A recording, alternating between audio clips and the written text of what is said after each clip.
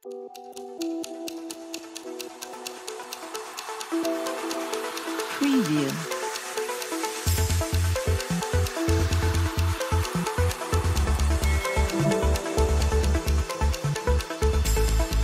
बिस्मिल्लाहिर्रहमानिर्रहीम। अस्सलामु अलैकुम वरहमतुल्लाहि वबरकातुहू। औकात टीवी में अब्दुल जब्बार अंसारी आपकी खिदमत में हाजिर है। इस वक्त हम फैसल मस्जिद इस्लामाबाद के बाहर मौजूद हैं। यहाँ अरशद शरीफ शहीद की नमाज जनाजा अदा की गई, तो सीनियर सहाफ़ी ऑन शिराजी मेरे साथ मौजूद हैं। हम उनसे अरशद शरीफ के हवाले पूछते हैं। अस्सलाम वालेकुम सर। जी वालेकुम सलाम। सर, अरशद शरीफ दुनिया से चले गए, सच की आवाज़ बुलंद करते हुए, क्या कहेंगे आप? देखें, ये पाकिस्तानी सहाफ़त का एक बड़ा नुकसान है अरशद शरीफ का चले जाना, और जिस अंदाज में वो गए हैं ट्रेजिक है। कोई भी मामलात हो, कोई भी हालात हो, FIR कुछ भी हो, लेकिन किसी इंसान को उसकी जो ज़िंदगी है उससे महरूम नहीं करना चाहिए। अब अभी से ही जब ये न्यूज़ आई उसके बाद इल्ज़ामात का सिलसिला शुरू हो गया। तहरीक इंसाफ ने हुकूमत पे इल्ज़ाम लगाना शुरू कर दिया, लोगों ने इस्टेब्लिशमेंट पे इल्ज़ाम लगाना शुरू कर दिया, हुकूमत ने तहरीक इंसाफ पे लगाना शुरू कर दिया। तो मेरे ख्याल में इन सब लोगों ने कोई अरशद शरीफ के साथ ना अच्छा नहीं किया। मतलब आप कम अज़ कम ये तो अभी कुछ इन्वेस्टिगेशन होने दें। वो जो साथ खुरम थे, वो जो दूसरे साहब थे जो वहाँ पे गाड़ी में साथ थे, हाँ, ये खुरम साहब गाड़ी चला रहे थे, वो जो फार्म हाउस में थे, उनको इन्वेस्टिगेट होने दें। ये सियासत को काइंडली, मैंने रात को भी कहा है कि सियासी गिद्दें जो हैं वो अरशद शरीफ की लाश पे टूट पड़ी हैं। अभी उसको बाकायदा तौर पे वो मरहूम जाके दफन नहीं हुआ है, और सियासी गिद्दों ने अपनी सियासत उस पर जो है वो चमकानी शुरू कर दिया। तो बतौर जर्नलिस्ट मुझे तकलीफ हुई आज। वैसे मुझे ये देख के जनाजा इत्मीनान भी हुआ है। मैं मायूस था, बतौर जर्नलिस्ट मायूस था कि लोग हमारे पीछे नहीं चलते हैं। हम सच बोलते हैं, फिर हमें खुद ही उसका सामना करना पड़ता है जो उसके बदले में हमारे साथ होता है। लेकिन ऐसा आज नहीं था। आज नहीं था। आज मुझे ये हौसला हुआ ये जनाजा देख के कि जर्नलिस्टों के जनाजे भी ऐसे हो सकते हैं। अगर जर्नलिस्ट इंसाफ से बात करे, सच बोले, तो शायद हमें दुनिया में अरशद शरीफ को भी आज भी उनकी केस लगा हुआ था इस्लामाबाद हाई कोर्ट में, वही जिसमें उनको मतलब उन्होंने अपनी ज़मानत ली हुई थी। तो दुनिया में अरशद शरीफ के साथ भी मतलब जब वो ज़िंदा थे तो क्या कुछ नहीं किया गया।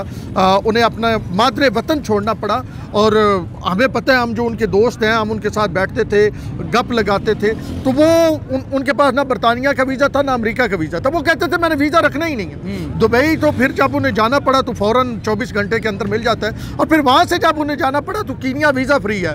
कुछ लोग पूछ रहे हैं कीनिया वो क्यों गए, तो वो वीज़ा फ्री है। पाकिस्तान उन 17 ममालिक में हैं जिनमें पाकिस्तानियों को वीज़ा नहीं लेना पड़ता। तो मजमूई तौर पर अगर हम बात करें तो आज एक तरफ से दिल थोड़ा सा मुतमईन है, और दूसरी जानब से दिल उदास है। उदास इसलिए है कि ये लोग इस पर भी सियासत कर रहे हैं, यानी अरशद शरीफ की जो डेड बॉडी है उसको भी ये गिद्दें जो हैं वो इस पर भी मतलब सियासत कर रही हैं। तो बड़ी ये तकलीफ दह सूरत हाल है। हमारे सियासतदानों को इस पर नज़रसानी ज़रूर करनी चाहिए। अच्छा, ये तो हुई अरशद शरीफ की तदफीन के हवाले से, उनके जनाजे के हवाले से गुफ्तगू। ये जो अचानक रात 9 बजे नेशनल प्रेस क्लब इस्लामाबाद में फैसल वावडा ने प्रेस कॉन्फ्रेंस कर डाली, और वो प्रेस कॉन्फ्रेंस की दावत भी PID की तरफ से दी गई सहाफ़ियों को कि वो शरीक हों, और फिर वो अपना PTV पे बाकायदा कभी भी हस्ब इख्तलाफ जो उनको नहीं पेश किया जाता। तो ये क्या देख रहे हैं आप? ये क्या हो गया अचानक? देखें, पाकिस्तान तहरीक इंसाफ की बात करें तो मैंने रात को जो आतिफ जुल्फ़िकार साहब के साथ वीला किया U2U में, मैंने उसमें कहा था फैसल वाडा की प्रेस कॉन्फ्रेंस के बाद कभी और प्रेस कॉन्फ्रेंसें होंगी। अभी प्रेस कॉन्फ्रेंसों का मौसम शुरू हुआ है, और आज आपने देखा दिन को DGISP और DGISI ने मिलकर प्रेस कॉन्फ्रेंस की, और उसमें जो उन्होंने बातें की वो ऐसी बातें थी जो पहले ज़राए से सामने आती थी। आज उन्होंने खुद आके मीडिया पर वो बातें की। तो अभी ये कोई पहली प्रेस कॉन्फ्रेंस नहीं है फैसल वाडा की, और ये आखिरी भी नहीं है। फैसल वाडा भी करेंगे और तहरीक इंसाफ के और रहनुमा भी, क्योंकि मैं 12-15 साल से तहरीक इंसाफ को कवर कर रहा हूँ, और पिछले 4-5 हफ्तों से तहरीक इंसाफ के अंदर एक बड़ा ना मतलब इंतशार सा बना हुआ है। तो तहरीक इंसाफ के कुछ और रहनुमा भी प्रेस कॉन्फ्रेंस करेंगे, और जिस तरह आप ये देख रहे हैं इससे ज़्यादा सनसनीखेज प्रेस कॉन्फ्रेंस से अभी मतलब वो उसमें पाइपलाइन में है जो आपके सामने आने वाले थे। अच्छा, फैसला वावडा की जो प्रेस कॉन्फ्रेंस की गई थी, ऐसे लग रहा था जैसे इसको फीड किया गया हो। देखिए, कोई भी सियासतदान होता है ना, उसके एक बैकग्राउंड होता है जी। फैसल वाडा जब बूट लेके आए थे एक TV शो में, यानी जब काशिफ अब्बासी के, तो मतलब बतौर जर्नलिस्ट जो लोग वाह वाह कर रहे थे, मैंने देखा उनका तल्लुक पाकिस्तान तहरीक इंसाफ से था।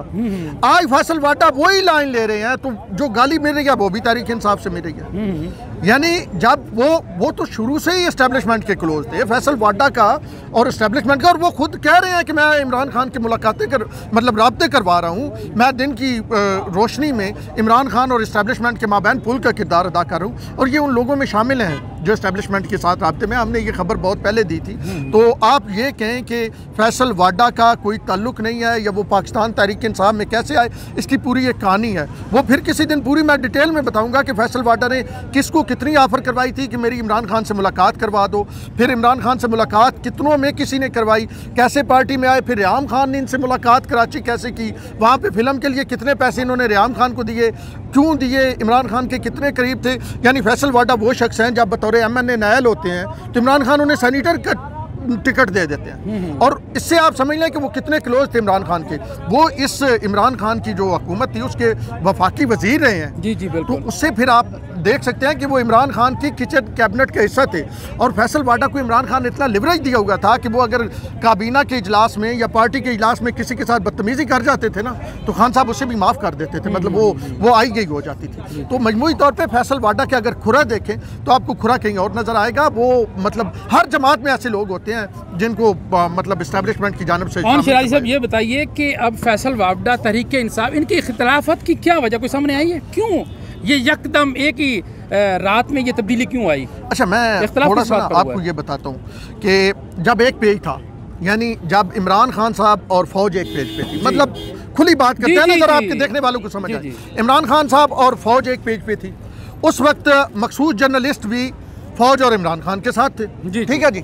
हुआ ये कि जब दूसरा कोई जर्नलिस्ट मतीउल्लाह जान की बात कर लें या किसी और की बात कर लें, उसको थप्पड़ पड़ते थे, पकड़ा जाता था, तो वो जर्नलिस्ट मजाक उड़ाते थे। वो कह रहे हैं ये खुद ही मतलब इन्होंने करवाया है, ये तो सियासी पनाह लेना चाहते हैं। अब जब इमरान खान और इस्टेब्लिशमेंट डिवाइड हो गई, यानी उनके आपस में दूरियां हो गई, तो अब क्या होना था कि वो जर्नलिस्ट जो इमरान खान और इस्टेब्लिशमेंट के साथ थे उन्हें किसी एक तरफ जाना था।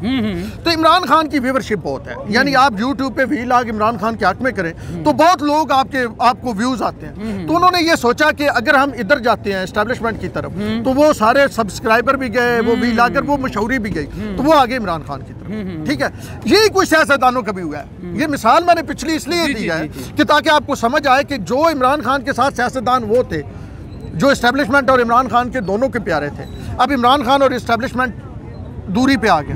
अब उन सियासतदानों को कोई रास्ता लेना है, या वो एस्टेब्लिशमेंट की तरफ जाएंगे या वो इमरान खान की तरफ जाएंगे। फैसल वाडा की पहली मिसाल आपके सामने है, अभी मजीद मिसालें अगले दिनों में आने वाली हैं। इसी तरह की प्रेस कॉन्फ्रेंसें होगी, इसी तरह इस कैंप से उठ के इस कैंप में आए। शिराजी साहब, मेरा सवाल वहीं बरकरार है कि तहरीक इंसाफ से फैसल वाडा का इख्तिलाफात क्यों हुआ, किस बात पे हुआ? सवाल अभी बाकी है। किबला, मैंने यही अर्ज की, मैं अगेन उसी तरफ आता हूँ। तहरीक इंसाफ और फौज दो पेज पे होगी, सेम पेज से, और उन लोगों को फैसला करना था जो फौज और तहरीक इंसाफ के साथ थे, क्या या तहरीक इंसाफ की तरफ चला जाए या फौज की तरफ चला जाए। वो फौज की तरफ चले गए। मतलब ये वो लोग थे जो दोनों की सेम पेज पे थे ना। अब उनको साफियों की तरह फैसला करना था, साफी तो व्यूवरशिप व्यूज के चक्कर में इधर आ गए, उस कैंप से इस कैंप में आ गए, और ये इस कैंप से उस कैंप में चले गए। क्योंकि अभी और मैं बता रहा हूँ, और प्रेस कॉन्फ्रेंसें होनी है, सिर्फ ये फैसल वाडा कोई पहला और आखिरी बंदा नहीं है, मजीद प्रेस कॉन्फ्रेंसें होनी है, मज़ेदार किस्म की होनी है। अभी तो माहौल बनेगा। कल Asghar Chaudhary, senior journalist, chairman walk out committee parliament में, भी मेरे साथ मौजूद हैं। चौधरी साहब, ये बताइए कि ये फैसल वाडा का चक्कर और ये तहरीक इंसाफ से अलग होना अचानक, ये क्या हुआ है? कुछ भी नहीं हुआ है, ये पाकिस्तानी सियासत का हुस्न है। और अगर आप माजी में देखें तो बड़ी जो पक्की पार्टी थी, जिसे हम ठीक कहते थे कि उसकी जड़ें जो है ना, वो आवाम से ज़्यादा टीटी में हैं। तो फिर वहाँ से भी कुछ प्रेस कॉन्फ्रेंसें हुई, और फिर आपने देखा कि वो जो हमारे भाई थे वो लंदन ही रह गए और पार्टी फिर इधर पाकिस्तान बन गई। ये भी आपने देखा था कि जब मियाँ साहब जद्दा यात्रा के ऊपर गए तो उस वक्त भी कुछ प्रेस कॉन्फ्रेंसें हुई थी गुजरात वालों की, और फिर उसके अंदर से एक छोटी सी जमात मज़ीद निकल के आ गई। यहाँ पर भी पहले मखदूम जावेद हाशमी साहब की एक प्रेस कॉन्फ्रेंस हुई थी, लेकिन जो रात की प्रेस कॉन्फ्रेंस है ना, वाडा की प्रेस कॉन्फ्रेंस के बाद एक बड़ी प्रेस कॉन्फ्रेंस आ गई। अच्छा, जो इस वक्त इस सिनेरियो में मतलब हम कम्युनिटी हमारी पूरी लीडरशिप मुकम्मल कंफ्यूज है अरशद शरीफ इशू के ऊपर कि हम हक़ाइक़ तक पहले पहुंचना चाह रहे हैं, उसके बाद हम अपना रिएक्शन देना चाह रहे हैं उसके ऊपर। तो रात की प्रेस कॉन्फ्रेंस के बाद फिर सुबह की वो समा कुछ बदला सा लग रहा है हमें। तो लग तो रहा है कि कुछ मसाइल पैदा हो रहे हैं जो बनीगाला के मकी हैं उनके लिए, और चूँकि उन्होंने एक छक्का मारने की कोशिश की है, अब देखना यह है कि वो बाउंड्री के ऊपर कैच हो जाएंगे या कि बाउंड्री के बाहर जाके लगेगा। ये जो अगले 72 घंटे हैं ये इंतहाई अहम तस्वर कीजिए। देखिए जो लॉन्ग मार्च अगर हम माजी का देखें ना तो बीबी शहीद ने एक लॉन्ग मार्च किया था, वो 18 मार्च को हुआ था, अगर मैं रॉन्ग नहीं हूँ तो 91 या 92 में वो कामयाब नहीं हो सका था। ठीक है, खंद के उस वक्त भी खोदी गई थी। फिर एक जजेस बहाली के लिए भी एक लॉन्ग मार्च था, फिर दरमियान में कुछ भाई आ गए थे, गुजरांवाला वो स्टॉप हो गया और वो हो गया। खान साहब का जो पिछला लॉन्ग मार्च था ना, जो 25 मई वाला था, वो बड़ा कामयाब हो गया था। अगर फजर के वक्त, जैसे वो कहते हैं ना असर को रोज़ा तोड़ना, असर के वक्त वो रोज़ा ना तोड़ते तो वो बड़ा कामयाब हो गया था, इतना क्राउड इस्लामाबाद के अंदर आ गया था। अब सूरत हाल मुख्तलिफ है।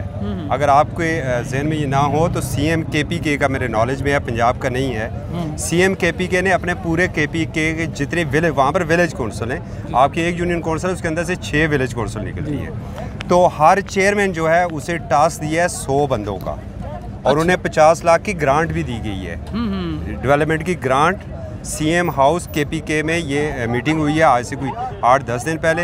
100 बंदों का वो टारगेट है फी जो चेयरमैन है। और जो पार्टी जो लीडरशिप है तहसील की, डिस्ट्रिक्ट की, उनको भी इसी तरीके से टास्क मिला हुआ है। वहाँ से बड़ा क्राउड आ जाएगा, इसमें कोई शक नहीं है। KP से, और हमेशा खान, अगर आज तक खान की सियासत है तो KP के सर के ऊपर है, पंजाब के सर के ऊपर नहीं है।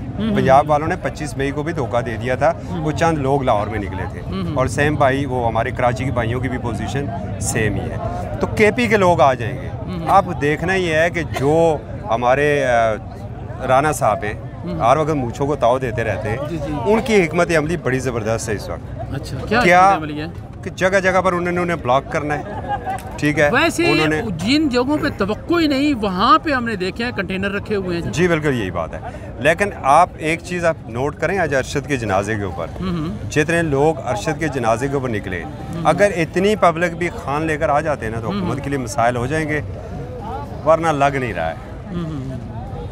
इन प्रेस कॉन्फ्रेंसों में के बाद लग नहीं रहा है, हमें किसी और तरफ ये सूरत हाल जाती नज़र आ रही है।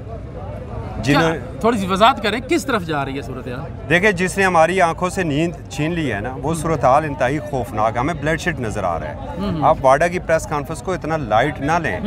यहाँ पर अगर कोई लाशें गिर गई ना, चाहे एक तरफ से गिरे चाहे दूसरी तरफ से गिरे, वो लाशें इस वतन के बेटों की होंगी। लेकिन फैसल वावड़ा कह रहा है कि बड़े बड़े लोगों की लाशें गिरेंगी, उसको कैसे पता है? तो फिर तो और खौफनाक हो जाएगी ना बात। अगर मैं तो एक आम वर्कर की लाश की बात कर रहा हूँ, आम पुलिस जो कानून नाफिज करने वाला सिपाही है, मैं उसकी बात कर रहा हूँ। अगर खुदा न खास्ता ऐसा हो गया तो बहुत ज़्यादा ब्लड शेड होगा, और अगर किसी लीडर की अगर कुर्बानी यहाँ पर हो गई ना तो हालात आ गई, आप तबाही के दाने के ऊपर हैं। इसको ये टोपी ड्रामा कर रहे हैं, ये डार साहब का भी सारा टोपी ड्रामा है कि मुल्क संभला हुआ है। मुल्क संभला हुआ होता तो ये हालत आज महंगाई की या पेट्रोल की ना होती, फॉरेन रिजर्व की आपकी ये हालत ना होती। आप बिल्कुल नज़ा की हालत में हैं, और ऐसे में अगर ऐसी कोई सूरत हाल हो गई तो आपके पास तो बचत का चांस ही कोई नहीं है। कैसे आप कंट्रोल करेंगे इसे? आपने तो इस इशू के ऊपर भी कौम को फौज के साथ लड़ा दिया है, जो इंतहाई खौफनाक है। चंद हर जगह पर होंगे। देखिए, हो सकता है मुझे अरशद मेरा साथी था, मेरा भाई था, मेरा कुलीग था, मुझे उससे नज़रियाती इख्तलाफ हो सकता है, ठीक है, लेकिन मैंने क्या कहा है कि अभी तक हमारी तरफ से कोई स्टेटमेंट आपने नहीं देखी है मजम्मत के सिवा, क्योंकि इसके ऊपर गौर होगा, उसके बाद हम इसके ऊपर एक लाम अमल बनाएंगे और हम कोशिश करेंगे कि ये आखिरी लाश हो। लग रहा है चौधरी साहब कि ये जो PDM की हुकूमत है ये बुखलाहट का शिकार है। हुकूमत कहाँ पर है सर? चूँ चूँ का मुरब्बा सारा जमा हुआ है। आसमा जहांगीर कॉन्फ्रेंस हुई, उसके बाद इस्तीफों का सिलसिला शुरू हो गया। हुकूमतें ऐसी होती हैं, बस वो अल्लाह ही चला रहा है इस मुल्क को।